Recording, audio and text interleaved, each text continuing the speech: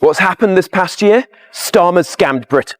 So will he now rule out taking pensioners' winter fuel payments off them? Why are you targeting the elderly to save money? We need to clean up politics. It looks like you're claiming loads of freebies. Holidays, theatre, music, football tickets, hotel stays. And Lord Ali in return gets a pass into Downing Street. That is cash for access. No tax rises for working people. We will not raise national insurance. I'm announcing an increase in employers' national insurance contributions.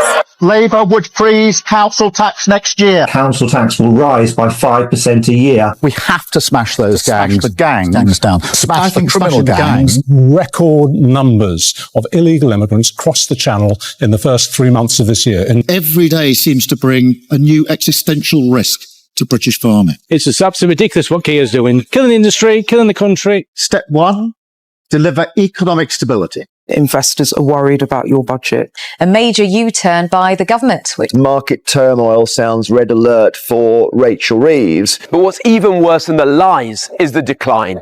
We face massive challenges, but he's making them worse. Crazy energy policies, pushing factories under, record low house building in London, A&E waiting times longer than they were last year. And of course, no plan to stop the boats, deport those here illegally, and end mass migration. Last week, Starmer said he deeply regretted saying that Britain risks becoming an island of strangers. And this episode says it all.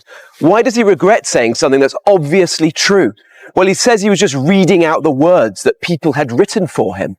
Is he a leader or an auto cue? So what has the last year taught us?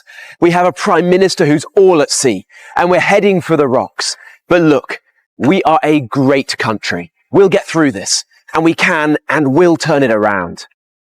In a week that has seen markets rattle, energy bills climb, and public frustration bubble over, Robert Jenrick's latest clip attacking Keir Starmer's leadership isn't just another political jab.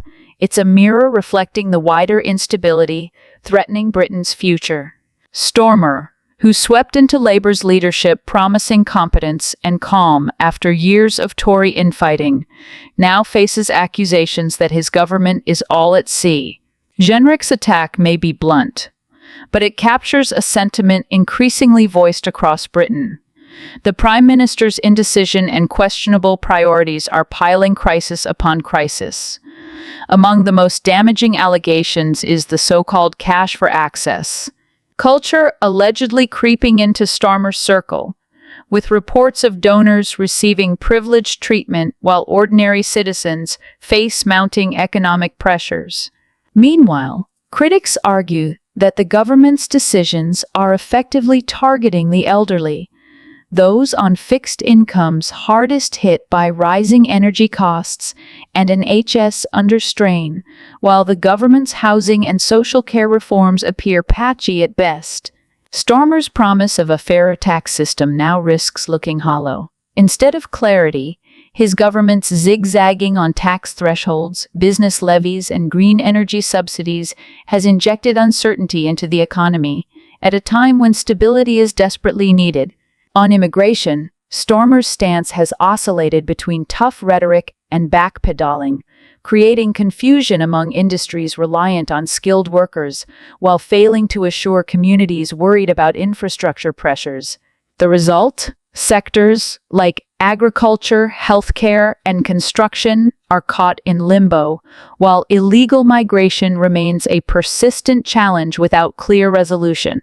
Perhaps the most damaging element of Starmer's leadership to date is the series of economic U-turns that have shaken investor confidence. Plans for green energy investment and industrial revival have been announced with fanfare, only to be quietly scaled back or delayed, triggering uncertainty in sectors already under pressure from high energy costs and global competition. The British pound has reflected this instability, dipping as markets digest the mixed signals coming from Downing Street. For businesses trying to plan for the future, the Starmer government's lack of coherence is becoming an operational risk in itself. Jenrick's clip may have been politically motivated, but it has struck a chord because it encapsulates a broader truth. Britain's leadership is faltering at a moment when the country cannot afford weakness. The combination of rising energy bills, a fragile economy, and a leader unwilling or unable to provide a coherent vision has left many feeling that Britain is drifting toward crisis.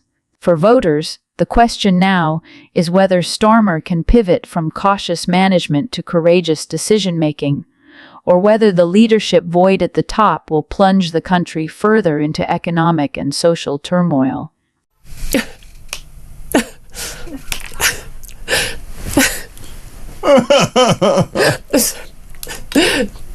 I don't know about you, I'm dealing with some personal matters, and I really can't cope with today, and I've had a row with someone, and I just can't do my job. Yeah, has anyone else ever felt like that? Philip Ingram, as you just heard, obviously feels exactly the same way. I'm Julia Hartley-Brewer. This is Talk. We're the home of common sense, where we don't cry. I'm so sorry, little Rachel Reeves. First woman Chancellor, you don't get to play the woman card and then throw the rest of us under the bus at the first sign of trouble.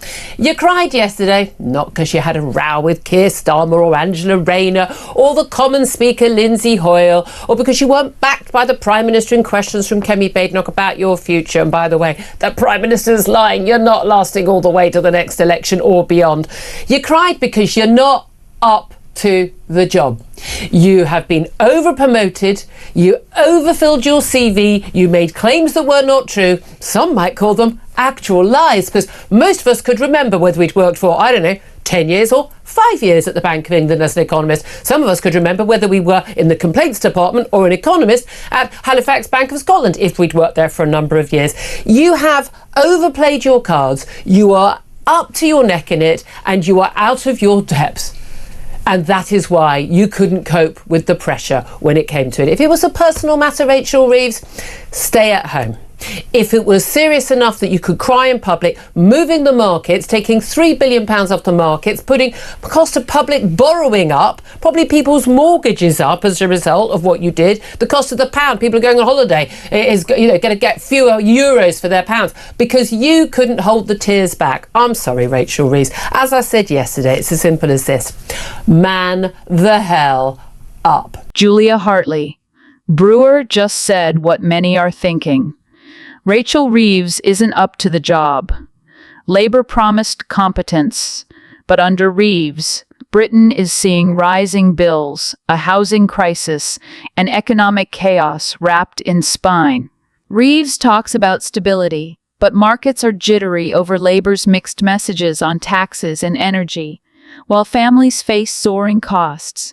Labour's green investment talk hasn't turned into action, and young people are locked out of home ownership as rents explode.